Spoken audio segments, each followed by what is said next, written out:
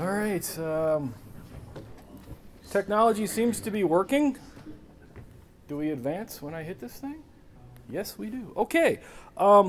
Thanks for coming, everyone. Yeah, I was like, I told my wife, she's like, you don't want to go. It's too bad. We had 10 inches of snow in the drive. We all went through this, but I'm glad we're here, and I'm going to give you guys a talk.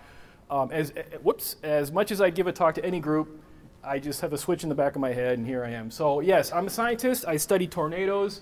That's a short answer. The long answer, I'm going to talk a bit about how I got into weather, because everyone loves to do that, and we all have our stories.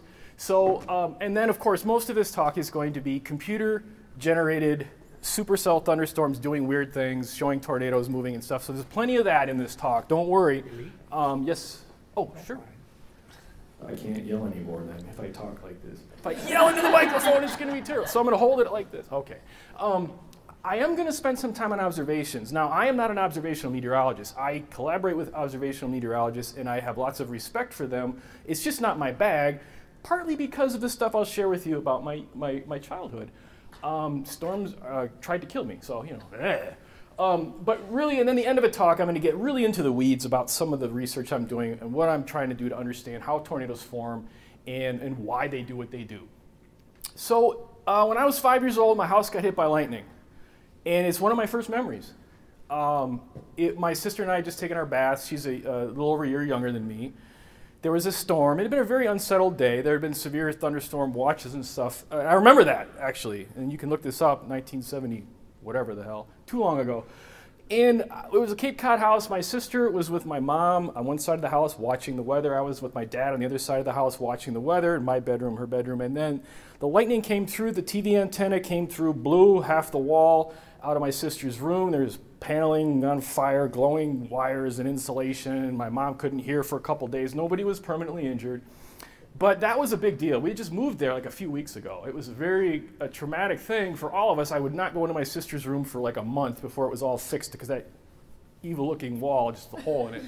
Anyway, so all right, I'm a science nerd. I'm listening to radios. By the way, KG4ULP here, extra class amateur operator since I don't know when. I'm not on the air as much as I used to be, but I'm getting on the air again, and I want to put a big, if any of you aren't familiar with ham radio, it's a lot of fun. Yeah, there's an entry to get into it. You have to pass a test. The technician test isn't that bad. You college students, man, you can do it.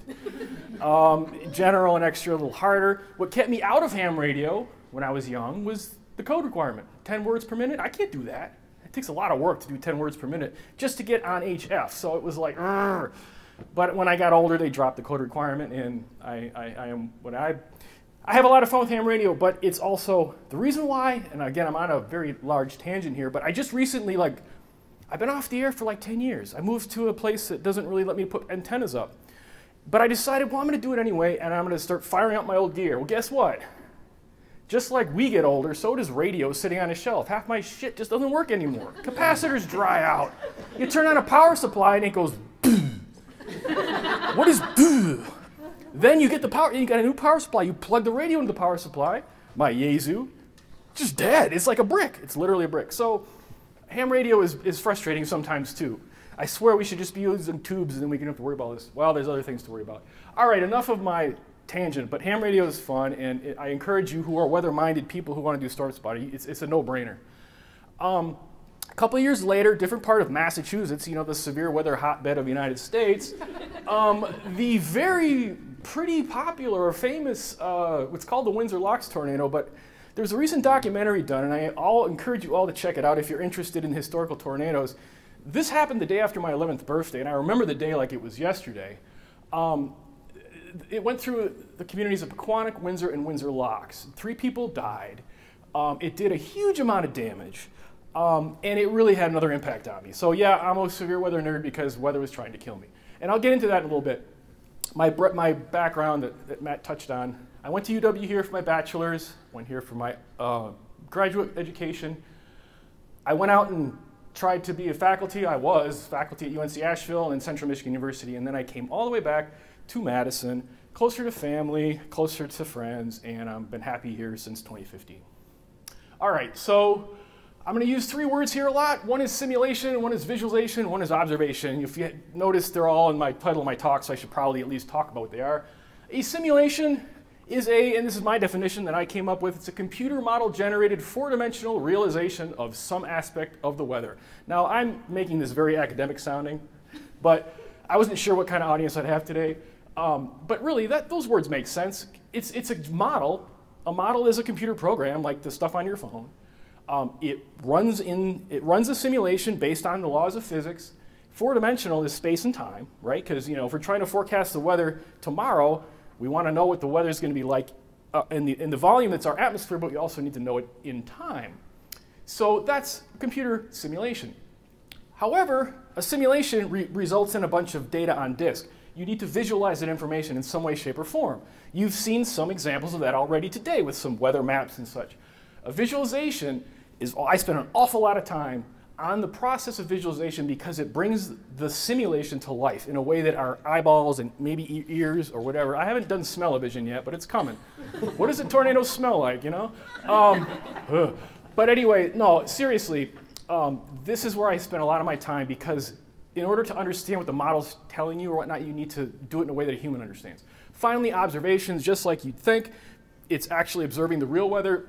It's whether you've got a camera, a video camera, a weather radar, satellite, LiDAR, in situ instrumentation. That just means like at the site, so like a thermometer, or in this day, this is the new exciting area of field meteorology is UAVs or drones. This is the future. The future is now. It's going to be crazy. All right, so this is the news. I dug through the old newspapers. This is, it's the date, July 6, 74. So this is the day after our house got hit by lightning. And it made the front page of the Springfield Union, Springfield, Massachusetts. You see all this Western, numerous reports of lightning strikes, no injuries. You see lightning, storms knocked out. Some kids they were in their garage and it basically almost burned their feet off. So all this lightning stuff. It was a big day for lightning and we got nailed and it sucked. Now this is the Windsor Locks tornado.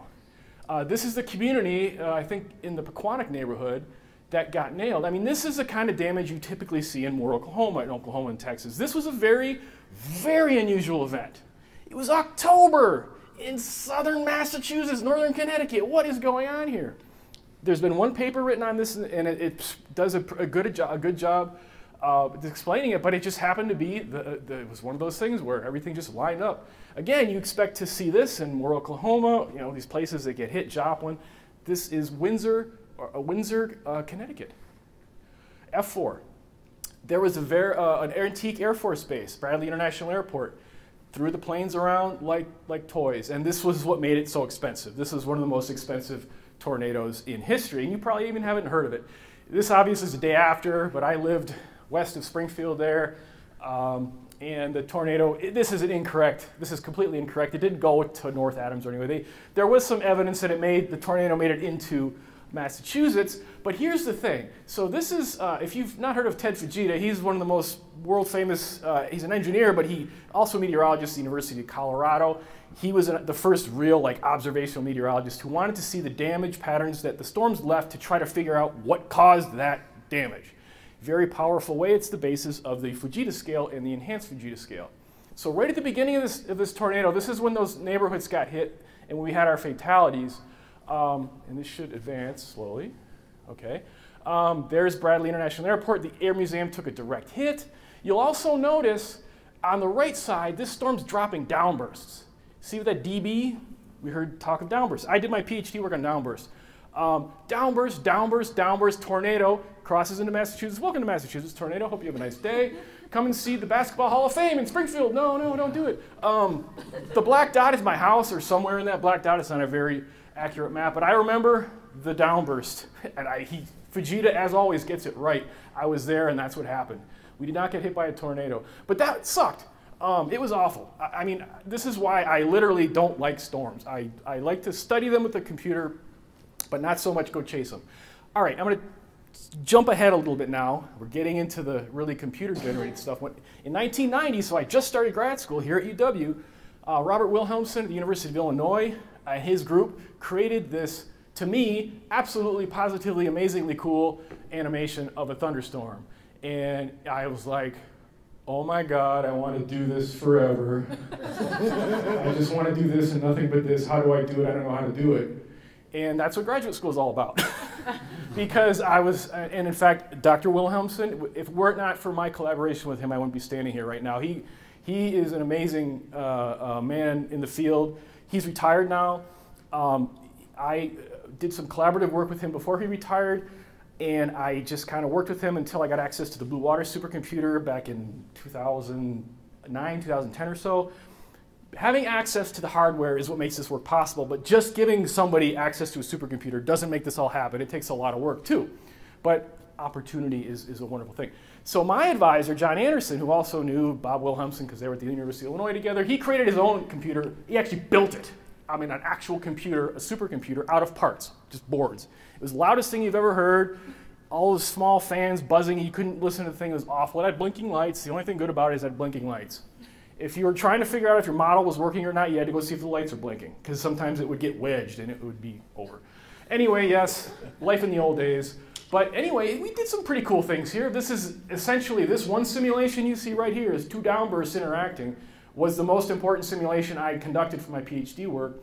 I think, or we came to the conclusion that in this region between these downbursts, so you see this like outflow tongue of cold air, this is the potential temperature, so this is cold air falling from the sky. You see a more intricate kind of interaction going on. It turns out that the Dallas-Fort Worth Flight 151 back in 1980, I forget exactly what year, it encountered downbursts and it crashed and lots of people died and some survived. Fujita, this is one of those cases where I think Ted Fujita might not have gotten it right. He attributed the air crash to like a concentric downburst that are getting wide. He had a weird way of showing it. We found all you had to do was knock two of them together to get the same basic flow. We think this is probably what happened. The pilot probably flew between two downbursts, and unfortunately that was not a good place to go. Now this is getting more to my modern work, and if you were here at the last Dark Skies presentation in 2019, you may have seen this, and I hope you're not yawning because it's so boring, but there's a tornado. This is the 30-meter simulation that sort of got this whole tornado thing going for me. This simulation was done, a while ago, but we're still learning things about it today. I've got graduate students working on this. But this is a beautiful simulation. I mean, there's the cloud, there's the rain, you see in the rear flank, and the blue obviously doesn't exist like it does. That's the cold air from the cold pool. And one of the things I've discovered in my simulations, every single simulation, the tornado's in the cold air. It's not in the warm air. And I think that's moderately important. I think the tornado just kind of hangs out as a sort of like it hangs out right along the edge of the gust front, either the forward flank or rear flank. You're sort of at the where they come together. When the tornado gets embedded in the cold air is usually when things are starting to go south, and it's not going to last too long. But this is going super fast because I want to get to the more modern simulations I've done. This is already like, well, 2017, so it's already 6 years old, hard to believe. And I'm whipping through pretty fast, but you're seeing really strong downdrafts in the rear flank of the storm. The tornado's going through different oscillations, but it's pretty stable. I slow it down here because this is just really cool. You get these, as an anticyclonic vortex, it just goes around, takes a full trip around the mesocyclone of the tornado before. You see stuff like that all the time.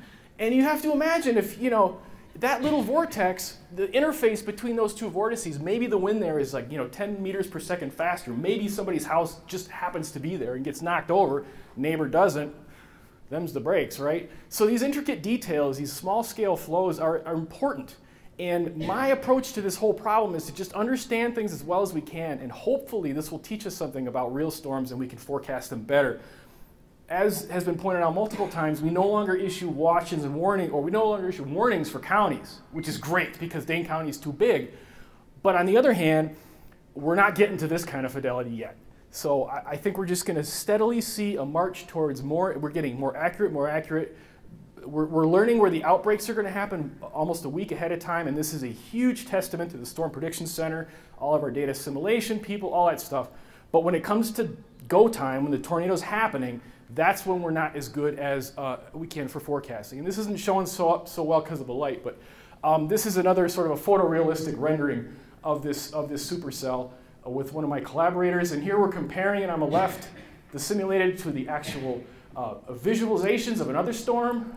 Hank Shima and myself have been working together for quite a while. He's Pecos Hank on YouTube, and I encourage you to check him out. He's probably my favorite storm chaser, if I had to say. He's a wonderful guy. He's a cool dude. Tail cloud looks very similar in both. The reason I do this isn't just for fun. It's also to convince people my work is not necessarily flawed. This is a nice video showing one of the discoveries of this work is the streamlines vorticity current, which is this sort of thing what you're seeing here that kind of is horizontal and gets tilted vertically, and we think it helps to make tornadoes like that last a long time. By maintaining low pressure in the bottom part of the mesocyclone, it makes the updraft super strong. It just sort of kicks off this sort of loop, this feedback loop that keeps a strong tornado going. Now this is great too, because notice how you can see little breaks in the cloud.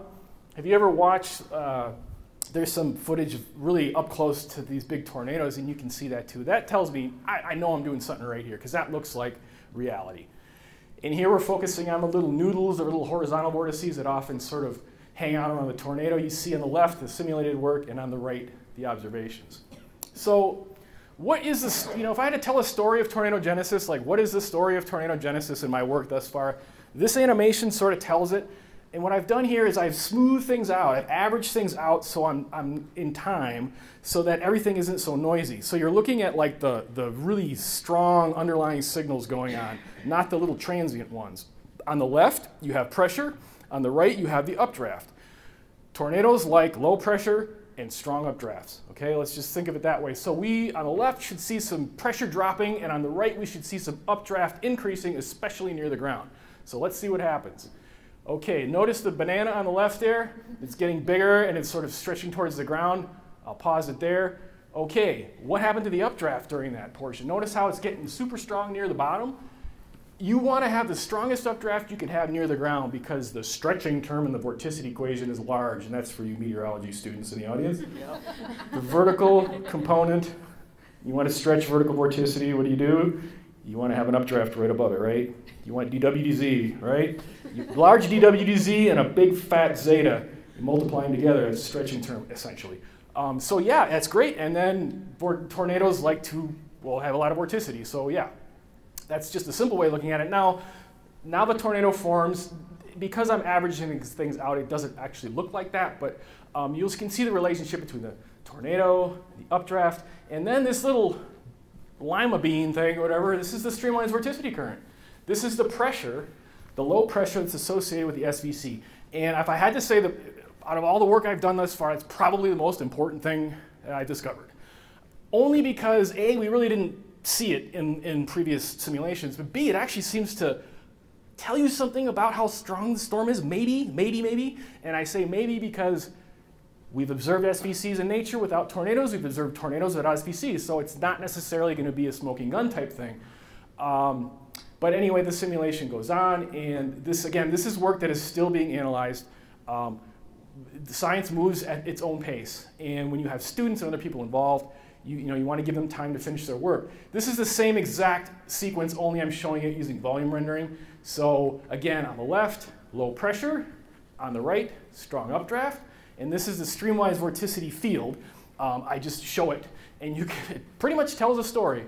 One of the nice things about standing in front of this is I don't have to talk. But I do anyway, because why the hell else am I here? But you can see it, right? You could just see it happening. And that's why I like to put these on YouTube. This will be up there next. I can go over it 50 times and I can say, I think I understand this one storm pretty well. And I've spent a lot of time on just looking at one storm. Then you can sort of try to expand what you learn from the one storm into other storms if it's there, et cetera, et cetera. That's kind of how science works. Now, I put this up because ever since I've published my work, there have been other publications that came out from other groups on the top that both involve observations of SVCs and simulations. So not only has the SVC been discovered in nature now, other people are also simulating it like I am, and that makes me very, very happy. The bottom paper is one paper that I'm on that has my collaborator and a graduate student on it. So I put this up because this, to a scientist, this is all that matters. Other people are citing your work, and to a numerical modeler, to identify a phenomenon in a model that then is discovered in the atmosphere, there's no better reward for a scientist. I discovered something new. Woo! That's cool stuff. All right, now this is cooler. Well, maybe not, but it's pretty cool. So because my work is pretty well known for tornado nerds. I get other tornado nerds who like to get in touch with me.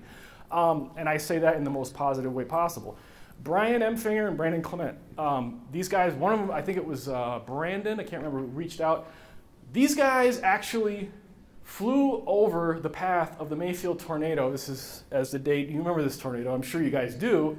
And I'm just going to show it. So I, as a modeler, use this information to just sort of understand how real tornadoes work so that when I look at my simulations, I can say, well, our model's probably doing something wrong here or doing something right. But the coolest part of this entire video is at the beginning. So I'm going to slap my own stuff on here as an analogy of what might be happening. Okay, this is my 10-meter simulation on the right. What you're seeing here, and I'll pause it, is the tracks of vorticity, vertical vorticity. So it's sort of like the path of vortex that you couldn't see with your eyes. So you could imagine at this point, perhaps, there's some vortices that are, if you're watching the tornado move and you're assuming that's happening, look on the ground. Again, it'll be hard to see, but you'll see little streaks showing up on the ground, and then I'm trying to find the first sign of damage, maybe right there. You see some scouring marks. I don't like you, tree. Die, tree. That tree right there, unlucky tree. Mother Nature didn't like that tree. But what's so cool about this is you can see, this is clearly a suction vortex, or at least the beginning of a tornado. You can see the path. You can see that it had some energy. But this is, to me, this is amazing. So I'm like, well, I'm throwing my stuff up there just to sort of go, well, this is a possibility. Multiple vortices. You can see the scouring marks, the cycloidal rotation marks. One of the things that the atmosphere seems to do better than my simulations is that it creates multiple vortex tornadoes very quickly. In my simulations, they always start out as single cell, and they eventually tend to migrate into multiple vortex. But Mother Nature, especially the way you interact with trees and stuff, the patterns on the ground change rapidly. There's some interesting things that go on, and the worst possible thing for a modeler to handle is the ground. And we're still struggling with how to handle the ground best. I have ideas. It's going to take years. I might not even get it done until I retire, but I have some ideas about how to do it right. But now you can see the cycloidal marks, so you've got multiple vortices doing their thing. You can sort of see the same on the right. I'm trying to, again, show an analogy. But this is just fantastic. As a scientist, I'm just like, oh, this is so cool. I can sort of, and you can see how when it hits a barrier, sometimes the structure of a tornado will change from a multiple vortex to maybe something less, maybe a single vortex. Like right here, this is way down, this is like a single vortex. Maybe you're starting to see some, it narrows, it widens, it does all of this stuff. So this is reality, and as a modeler, I needed to bang myself over the head with as much reality as I can because it's very easy to get lost in model la land. It is, but at the same time, I'm always keeping my eye on what's going on, making sure if something shows up on the model that doesn't look physically right, we need to explain it and identify it. But anyway, so this is the sad part. This is Mayfield proper, where you can see a lot of damage. Now the next thing I'm going to show is Reed Timmer's footage of the Andover, Kansas. And this one, nobody was hurt in this, okay? But I want to show you this because of our talk about hurricane clips. I want you to watch how these houses are destroyed. And I know she knows exactly what's going to happen. And anyone who's watched hurricane footage knows what's going to happen. Okay, now some of them take a direct hit, but watch off to the left here. Watch how the roofs are just lifted up. Look how they're lifted up. What happened over here? Bernoulli effect. You got wind going 100 miles an hour versus low pressure, a lifting force. And if you don't have those clips on, it's just being held by gravity. It's not that hard to calculate the amount of upward force needed to remove a roof. It's not that hard. I could do that in an undergrad question on a physics exam. But the roofs get lifted off. It's like they're being peeled off and sucked upwards. And this is the most explicit, but it's the most clear video I've ever seen of this. And there's a lot of interesting information in here. He also captured it from two different angles. I think I have these synchronized right. The tornadoes, and this is one thing that this taught me, is tornadoes look a lot different depending upon whether they're backlit or frontlit. Really different. But anyway, to me, this isn't just like gore or whatever, storm porn. This is important to see how things fail.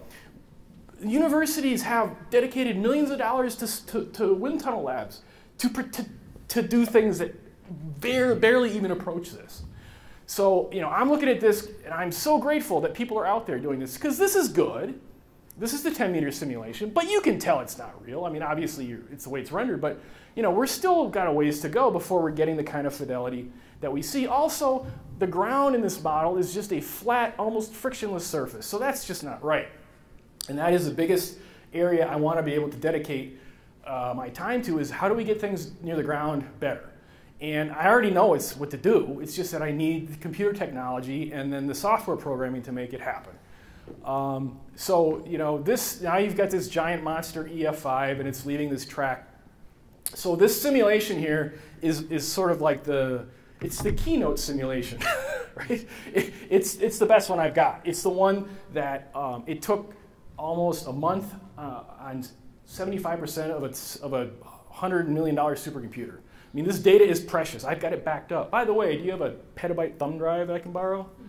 I have petabytes of data. It's a pain. It's 1,000 terabytes, which is 1 million gigabytes. Lots of bytes. But OK, so this is fun. This is good. This looks kind of like another tornado that I'll show shortly up in the left corner. If you remember, there was a tornado in Illinois. Did I already show it? I may have already slipped by. Yeah, I did. There was a tornado in Illinois that, I actually have to pause this once in a while, don't I? Sorry, let me go back. So I don't just study tornadoes. So I study thunderstorms. One of the things that I discovered, I've been reading about things called above anvil cirrus plumes. And this is changing gears a little bit, but it still relates to severe weather. So there are signals that happen on satellite imagery that can tell us something about how strong a storm is, or at least there's a correlation or a relationship between whether a storm produces an above anvil cirrus plume, which, as its name implies, is a plume of cirrus clouds above the anvil of a supercell. Go figure. But they're like in the stratosphere. So you get these little tiny wispy clouds, and Ted Fujita, of course, studied these a zillion years ago. But I've simulated them in a way that actually showed how they form, and this is another new discovery. So it's amazing when you have enough supercomputing power what you can do. What you're looking at here is the water vapor field. Or wait, it's the cloud ice field, I'm sorry. So this is cloud ice on the top of a thunderstorm, and it breaks into a wave.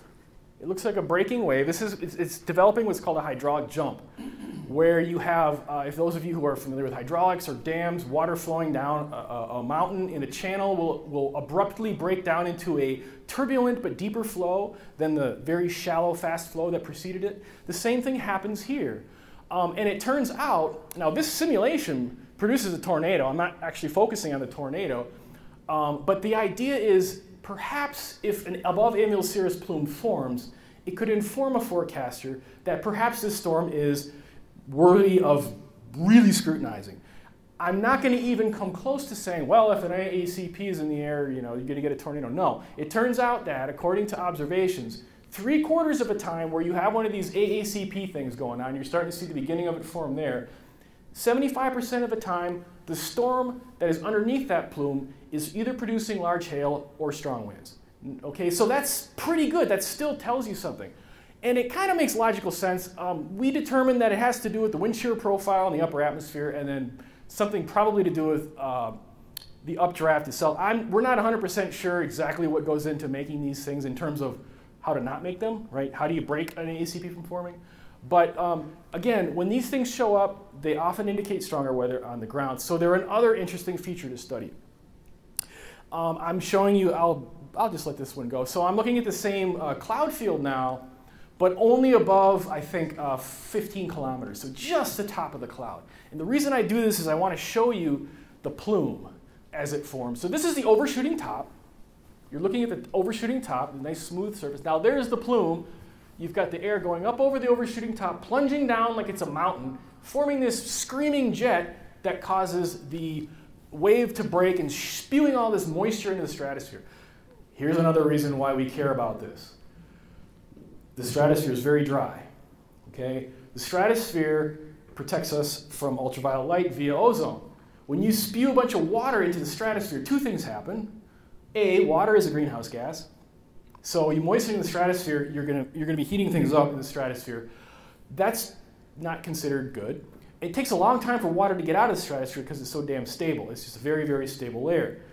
So not only is it it's like it gets us in both kneecaps. It's a greenhouse gas, and water vapor helps to catalyze ozone destruction in the stratosphere.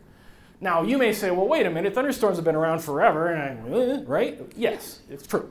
However, the reason why we're concerned about this is that with climate change, oh God, here he goes. With climate change, individual storms on average might be a little stronger. We might have a little stronger updraft at the tropopause. We might be jacking more water into the stratosphere, which might have a climate signal that feeds back.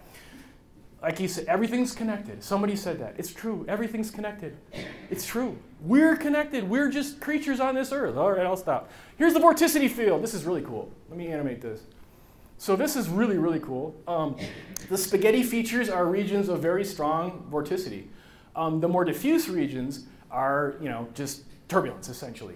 So there's your overshooting top, which along its edge, that smooth surface is sort of deceptive because it's full of all this vorticity. It's just resolved turbulence if you really want to get down to it. Then you can see that vorticity manifesting itself up in the above anvil cirrus plume region, and it's sort of, now it's forming this classic shape. You see it sort of looks like anyone from the 80s with a mohawk? Yeah, looks like a mohawk. Whatever. I never had a mohawk, but I did have a mullet. Anyway, whatever. That's that. And this is cool. And these kinds of simulations are important. They require, this is just sort of zoomed in, a tremendous amount of computing. It's really hard to do these simulations. And then actually, like just yesterday, I was told, if you don't get some data off the hard drive of the supercomputer, we're going to remove it for you. So you're always trying to back up hundreds of terabytes here, hundreds of terabytes there. Please don't destroy my data. I know it's a week old, but Jesus, give me some time to study it.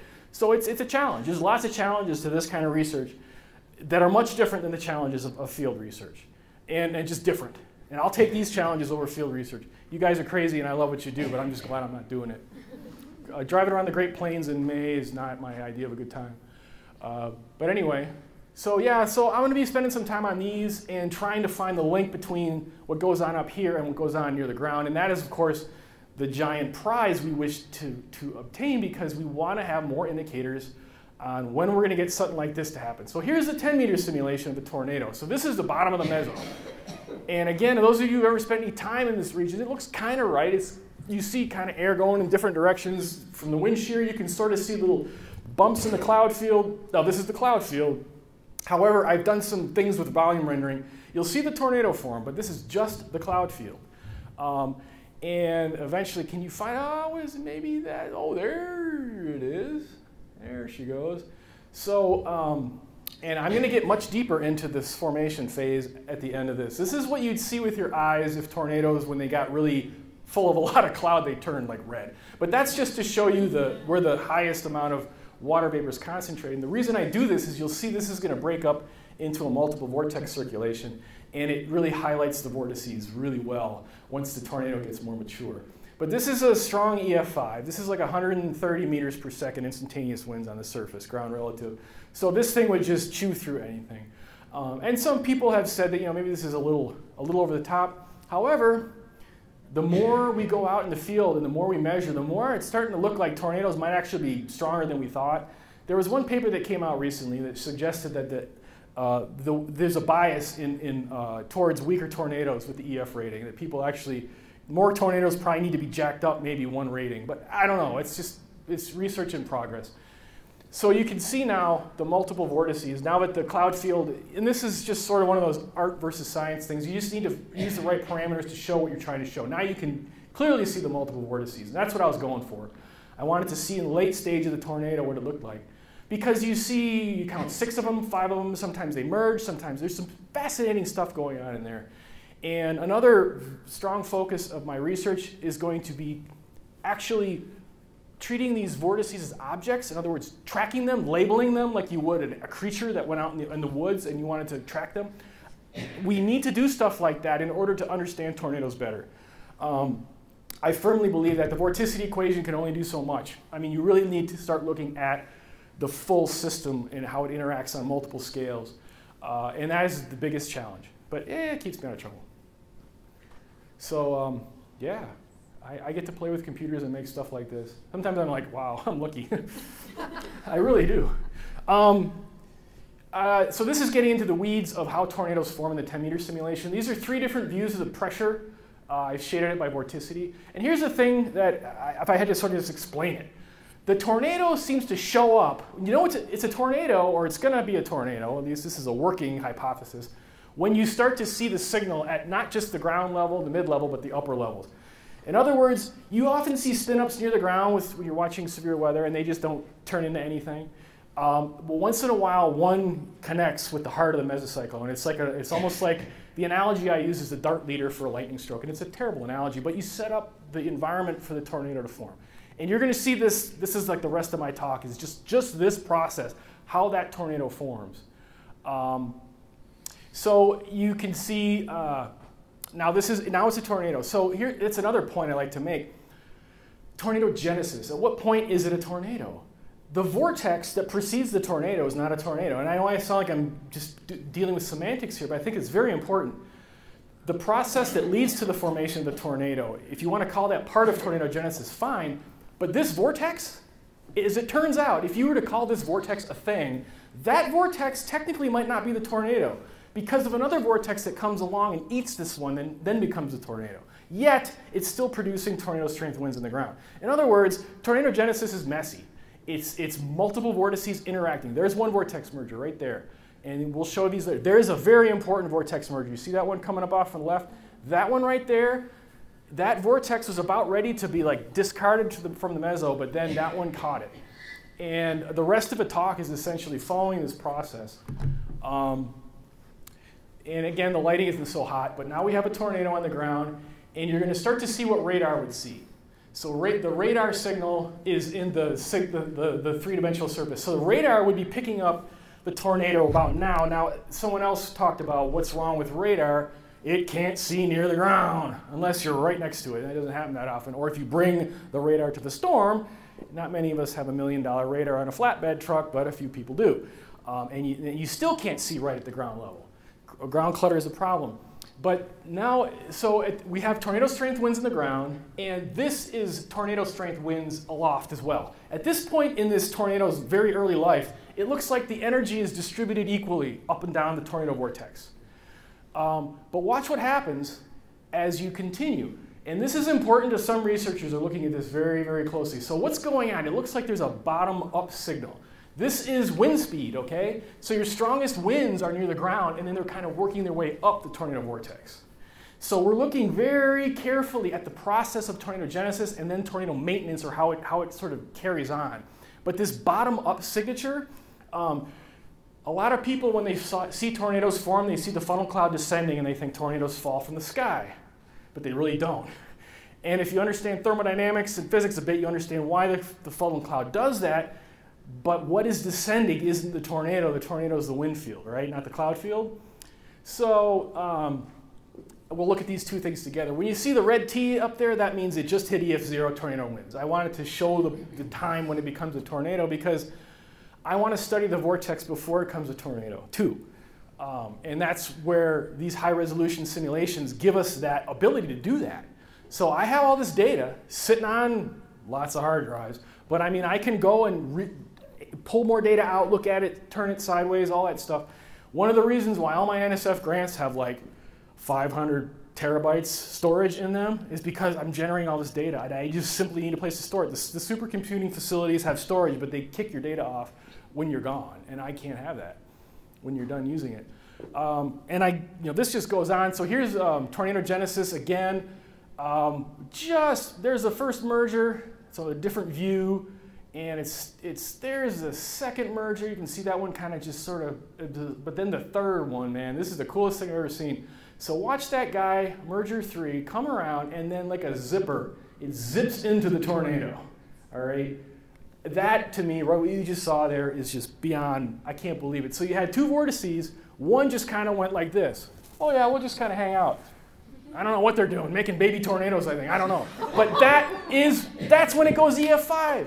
All right, so, okay, finally, this is the last segment. So my latest approach is to actually, I say I want to treat a tornado as an object, right? Well, I want to actually track the center of the vortex that is a tornado. So there's some assumptions built in here. The assumption that I'm starting with is that early on the tornado's phase, or the pre-tornadic phase, The vortex is a single-celled vortex, meaning it has one center of low pressure. That's one way of explaining that.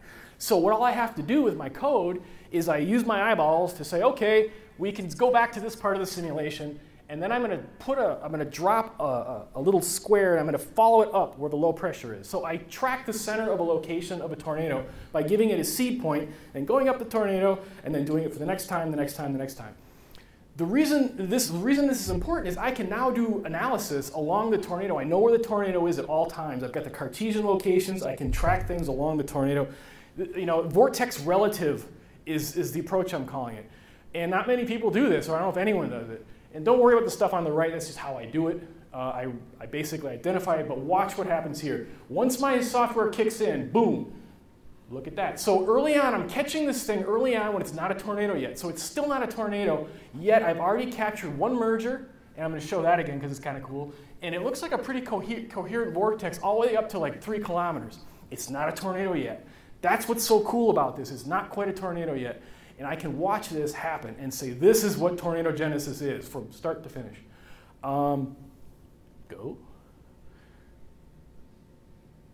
Now it's a tornado. But notice we've already got some stuff going on. There's a second merger, and then the third merger so it's not as dramatic in this because you can only ever see one vortex center. You'll notice it breaks apart and starts jumping around. That's because my code isn't smart enough to handle multiple vortices because it's starting to turn into a multiple vortex tornado. So it starts to sort of fizzle funny. But this is cool because then I can plot stuff along the vortex. So to close things out, and I know I'm sitting in the weeds here, this is vorticity and this is pressure. So what's up with that? Okay, now let me explain what I meant by that. So any of you undergrads do SKUTs yet? You've done SKUTs. Doesn't that look like a super adiabatic layer near the ground? You know, with like a very, it's not theta obviously, but so for reasons that are beyond this is what's cool about this, the vorticity is strongest right at the surface and then it drops off rapidly. It's like the tornado is literally growing out of the ground. How does that work?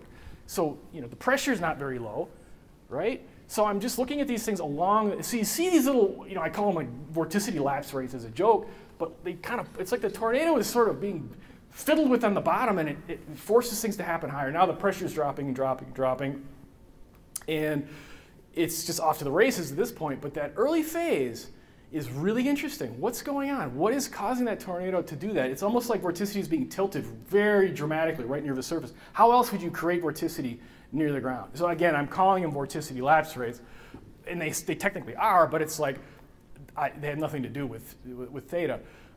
So this is future work. Like, why is it doing that? What's going on? What's these oscillations? So it's like we're taking a tornado, we're peeling it apart to its bare structure. And that's how I'm approaching this.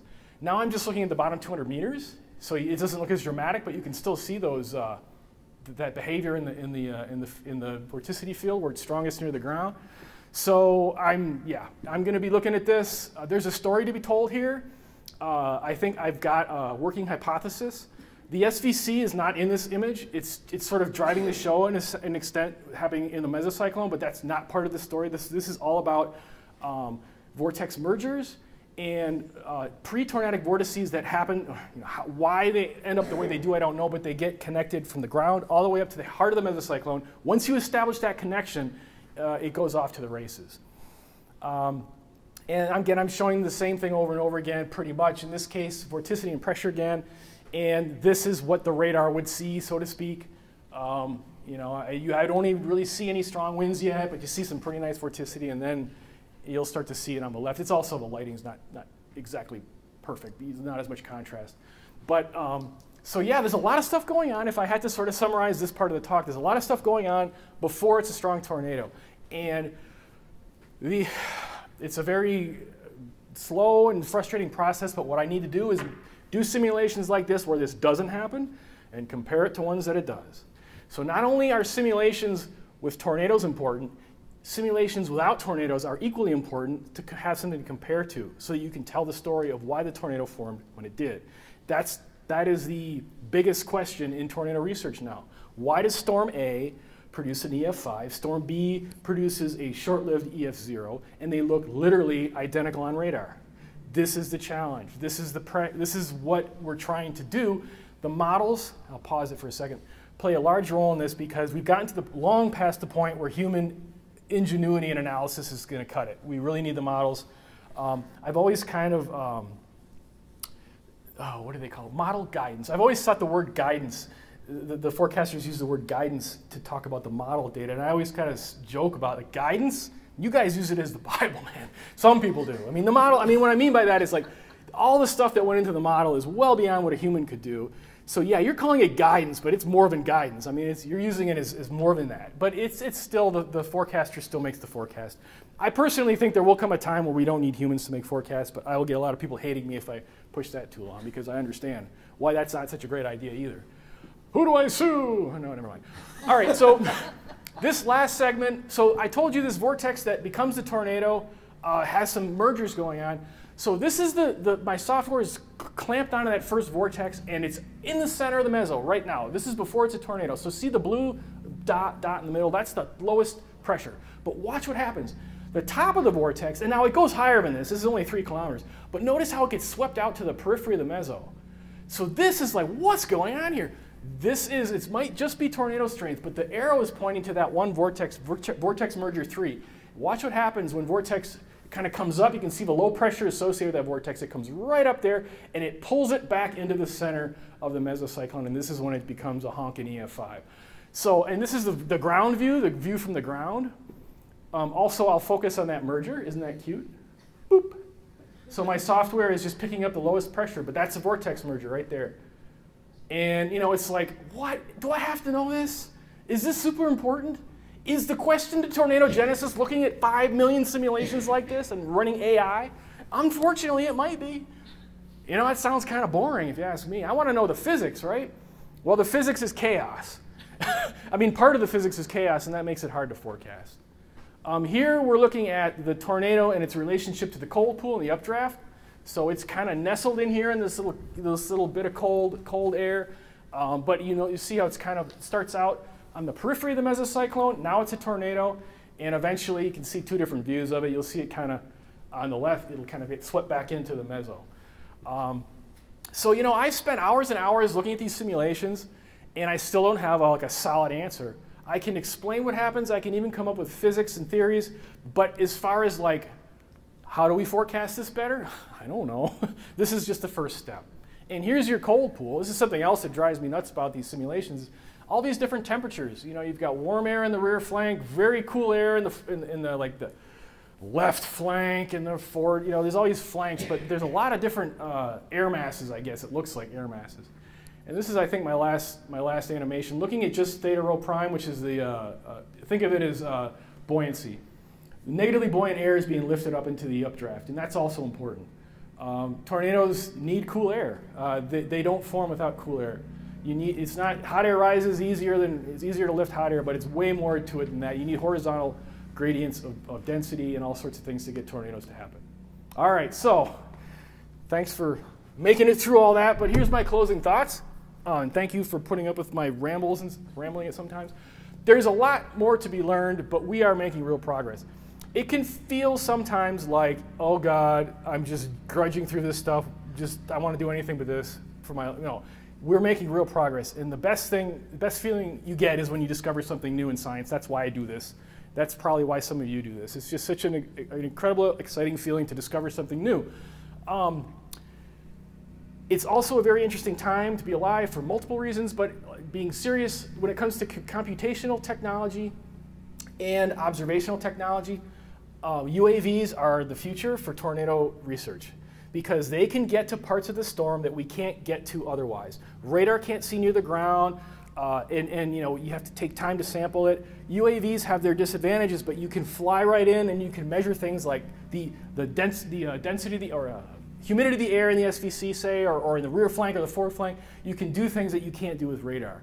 So I think UAVs, and you can put a camera on a UAV, which is cool, because then I got YouTube. Like, all right, let's see what you crazy people do. Because then it's probably not too exciting to see a tornado up close. It's just wet, noisy and whatever.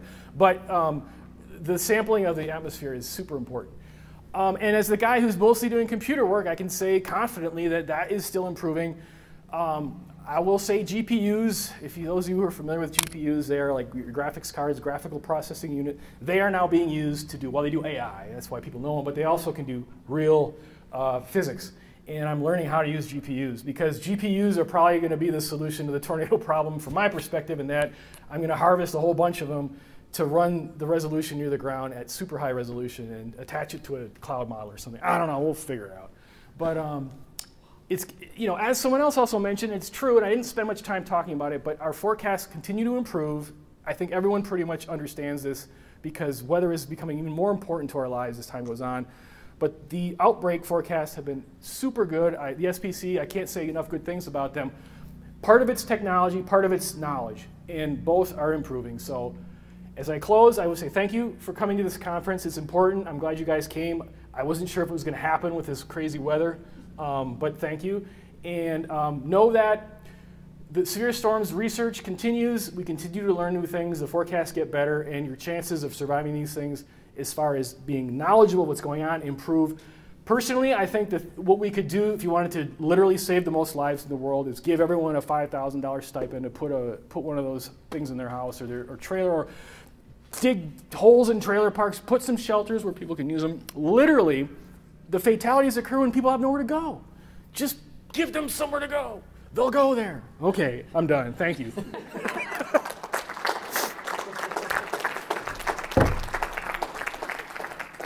Oh, and questions. Yeah, sorry. Any questions for Yes.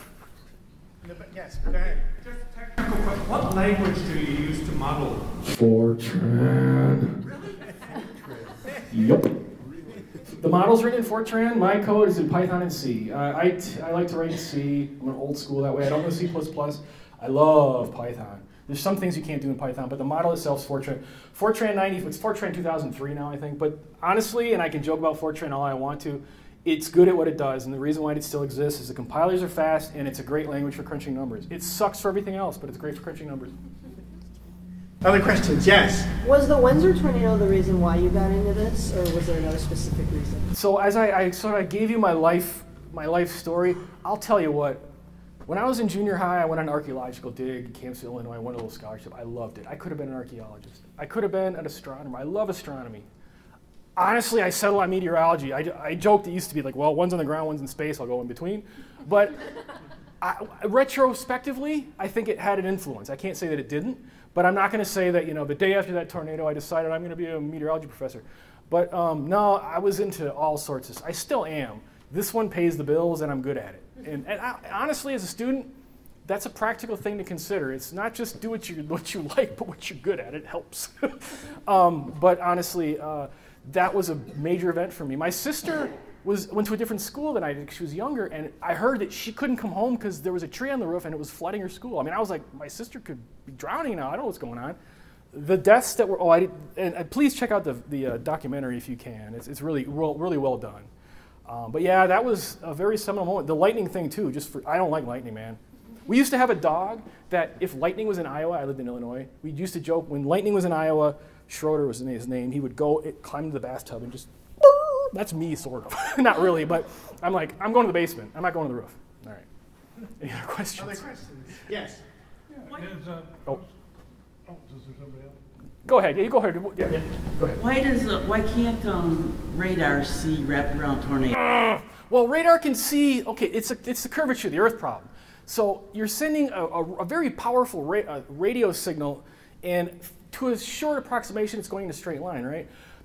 Well, you can't just graze the Earth because the Earth isn't moving, so that clutters up your radar a little bit higher, like a half a degree angle, and you might, but half a degree and you're a kilometer away, you're like how many feet off the ground? So we really need to see like the bottom centimeters to like a meter of the ground and know the wind profile there.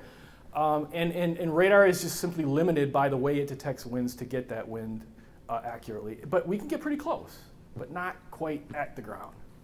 It's just the limitation of the technology. I'm wondering if tornadoes have an electric current.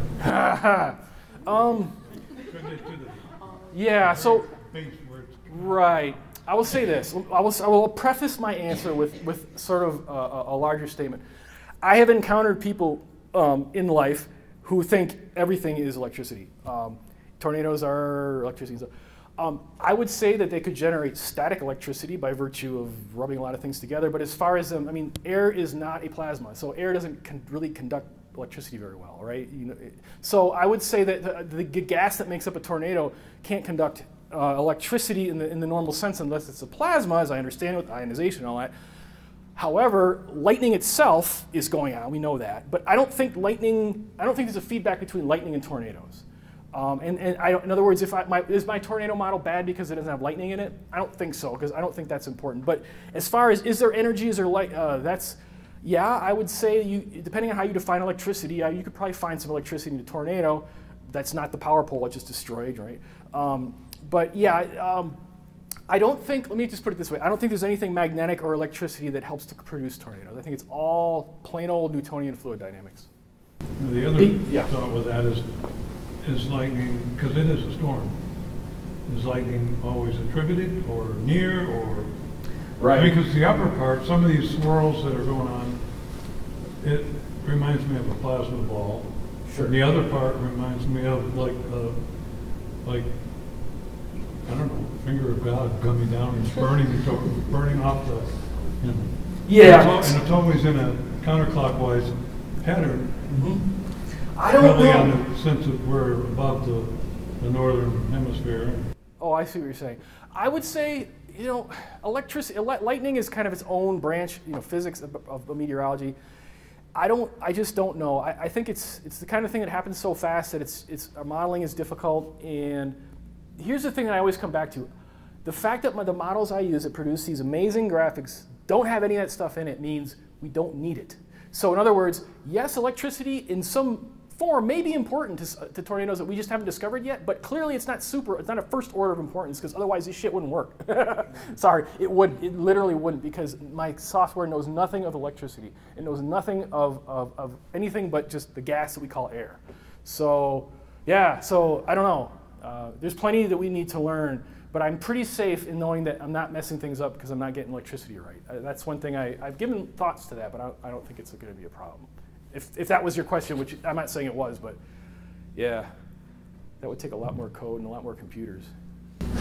Yes, question. I should know this, but the metric where now you say, oh, now it's a tornado. Yes. What is that metric? It's the EF0 scale. So I just went to the enhanced Fujita scale and I looked at how many meters per second is the low threshold for EF0. I forget what that answer is actually, but it's not that fast actually. The vortex gets very, very rapidly grows to an EF5 only over like a 30-second period or so. But the reason I do that is it's not clear, because I want to make I make that point so, I'm making that point because before that it's not a tornado. You don't have tornadogenesis without a tornado, all right? So if that process that I'm talking about happened and it fizzled out, we didn't look at tornadogenesis, we looked at a vortex generation failure. But I like to show the point at which it literally becomes a tornado, just because then it's before that it's not. And again, we scientists care about categorizing things properly, and I just wanted to show that. What I really want to show, and I eventually will show, is like, what are the 2-second average winds, and do circulation analysis, show how that tornado is growing. But that little T, before the T, it's not a tornado. After the T, it is, and that's just that's just the EF scale. So. Yes, Chad. So it seems like in the models you verified or reaffirmed an idea that I've had that seems to work sometimes. So when I'm looking at radar in a storm or pre-tornado environment that looks likely for tornadoes, I like to use 4 panels: the precipitation, cloud top, base reflectivity, and storm relative velocity. So, but the cloud top is what's interesting to me, because I believe that when you see a collapse, you see an overshooting top, and then you see it collapse, I believe there's probably rear flanking downdraft going on down there. And it kind of seems like a couple of those simulations seem to suggest that as well. Well, the old rear flank. My old nemesis, the rear flank. I've looked at this a little bit, and it's really hard to get air that's way high in the storm down to the ground in the vicinity of the tornado. Those downdrafts in the rear flank, and they exist in my simulations, but they are originated like about 1 kilometer or 2 above the ground. generally speaking. Now, I'm not saying, now this idea of the connection, you're not the first person I've talked to highly degreed meteorologists with the same idea that you just had. The overshooting top, and then there's a plunging. Now, the plunging over the overshooting top leads to the AACP, but that's a different story. But there's some people who think there's a literal link between that plunging overshooting top and somehow that it just doesn't do it. It's hard to get the amount of energy required to bring air. It has to be way colder. I mean, you got compression to fight against. It's really hard. But if anything, I would say my research has sort of said a lot of these ideas we've had are wrong. I mean, that's all there is to say. I think I've spent a lot of time fighting against just ossified ideas. Not that, and I come at this from a weird perspective. I was not a storm nerd when I started this. I was doing downbursts, and I didn't even take a class on thunderstorms as an undergrad because my advisor thought it was a waste of time. Yeah. He didn't like the guy who taught it, is the truth. He says, oh, anyway, it's just silliness. But I wish I didn't have any preconceived ideas about supercells when I started my research, which meant I never got indoctrinated into the whole rear flank starts the convergence. And I've sort of made fun of that in the sense that I never believed in the first place. And a lot of people have been really upset about that because some people get emotionally invested in their theories. I don't. I want someone to prove me wrong because that means science is moving forward. So, that's how I approach all this. I just try to be a good scientist, but I try really hard not to have a preconceived idea about how storms work. And I think, in a sense, I'm the right guy for some of this work because of that, because I've talked to brilliant storm people who are just so set in their ways. They just refuse to believe things because that's just what they believe, or whatever. It becomes less of a scientific argument than an emotional argument, I find.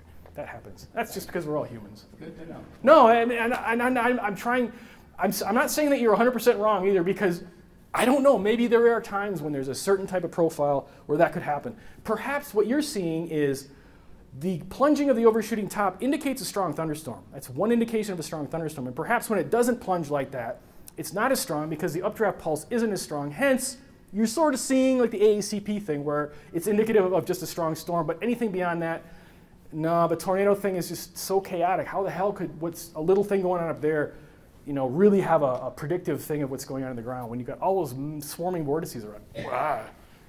I don't know. Like I said, keeps me out of trouble. I got something to do. Yep. Other questions? Yes. That's happening. The cloud's going this direction and then something's coming up out the top. Oh, you do get vertical motion. It's just that how do you get something that's 16 kilometers up down to the ground? Because if you're going to have... It could have some direction of, what's happening on the ground when this cloud structure is moving yes. across the ground. Yes, that's dynamical force. Yes, I don't disagree. The thing that you have to understand, this is one of those things, is that when you displace air vertically in the atmosphere, if the atmospheric profile isn't a certain way, you're actually warming the air as you push it down. And if that air becomes warm, then suddenly it's warm air surrounded by cold air, and it's going to get pushed back up. So the atmosphere, you can have a biggest vortex pushing down, and it's going to go boing, come right back up, unless you have a very deep dry adiabatic layer going up. And the thing is, you just never do. The atmospheric lapse rate comes into play. So there's just some physics working against that theory.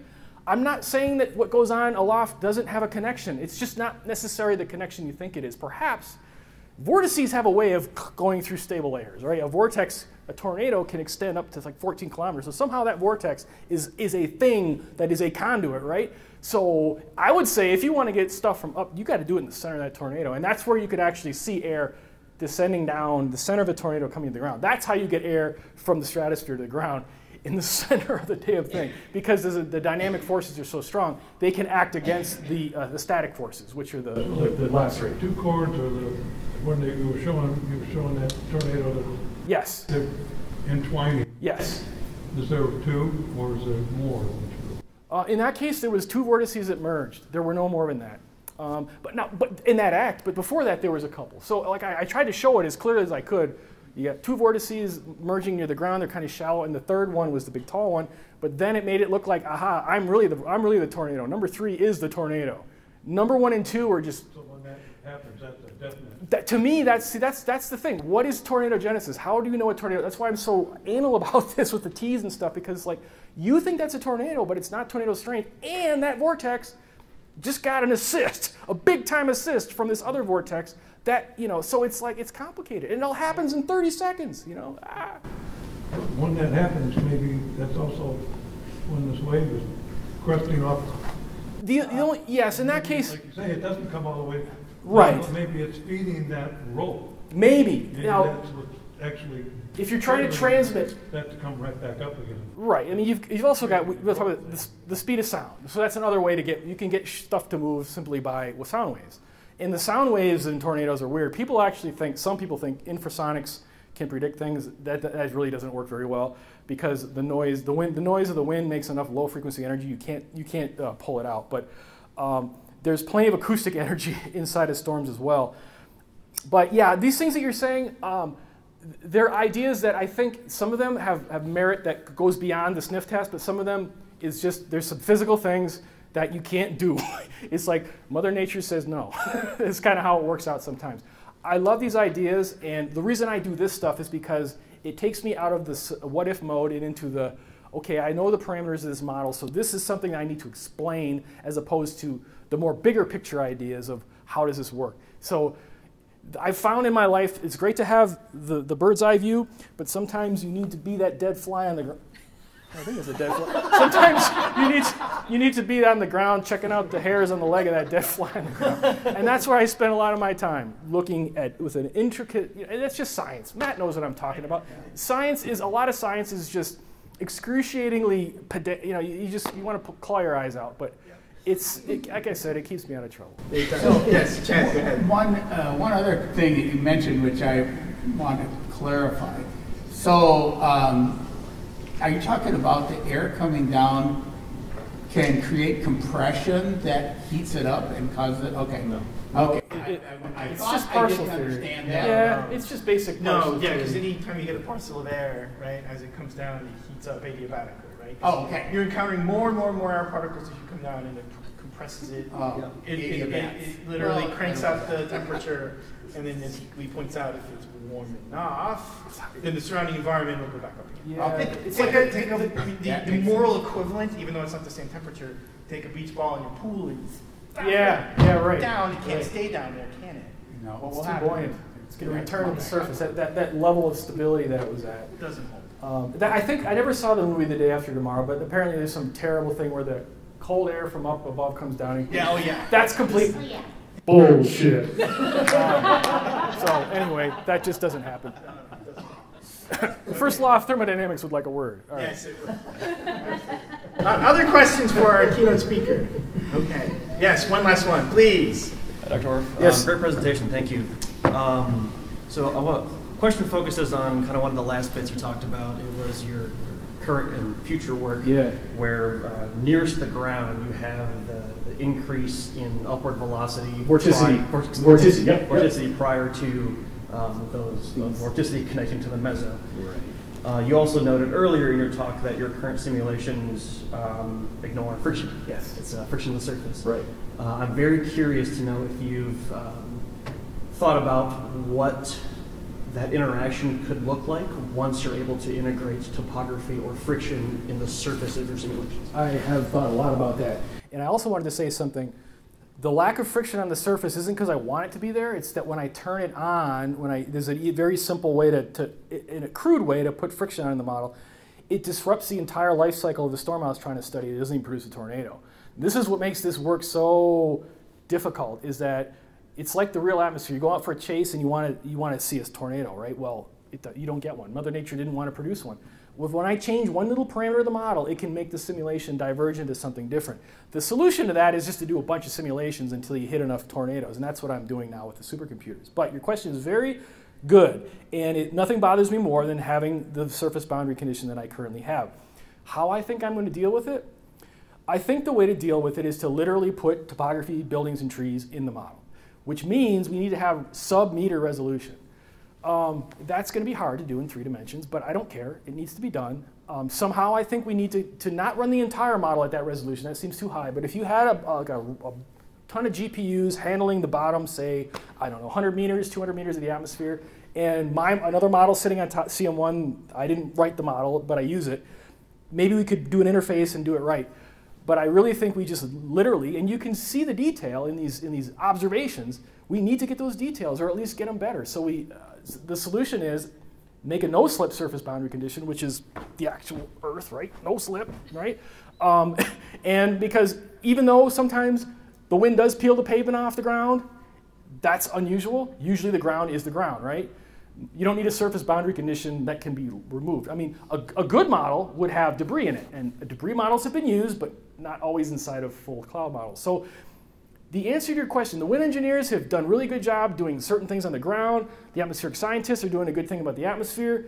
People like me are trying to sort of bring these together because I'm at the resolution now where the engineers are working on, and the engineers know how to handle the ground, and they have debris models and all that. So I have 2 collaborators who are engineers, and well, maybe 3 soon, and they're losing my data, the 10-meter data, to try to like knock buildings down and stuff. But they're always dealing with what you just said, no friction, right? So this simulation is a friction-free simulation, yet their models need friction because it's very important near the ground. And there's like an incompatibility. And the solution is just more computing hardware. We just need to resolve the flow near the ground better. So yeah, it's a good question, and it's one that's going to keep me, always trying to improve things. But sometimes you just have to deal with physics, and there's only so much you can do. A lot of the code in the model is just how the clouds work, and we don't have raindrops and snowflakes in our models. We have mixing ratios in grid volumes that are the size of this room, where you have one number for each of your hydrometeors. You have 3 grams per kilogram of water vapor, 1 gram per kilogram of cloud ice, There's no snowflakes, right? It's just that's how crude models are. But and for this room, it's about right. It's about that would be 1 grid volume in a simulation. There's no little details. We want more details, so you need to slice this room into 4, and then 8, and then 16, and then 32, and then before now you've got 5 grid points on this table. It almost looks like a table now. Let's say it's a tree, and then people look like little lumps. But hey, now we've got that small scale detail is going to get us better physics, and then hopefully better everything. But it's always a struggle. Assuming the world's still here and humans are still doing their thing, 50 years from now, someone's probably going to give a similar talk, only they're going to be talking about making sure all the debris is right or something. It's things that I can't even conceive of because we haven't even gotten that close to it yet. So yeah, I don't know, I ramble, but great question. No, it's good insight there. All right. Thank you all very much. Thank Thanks, you, Lee, everyone. for coming. You bet. Thanks, everyone.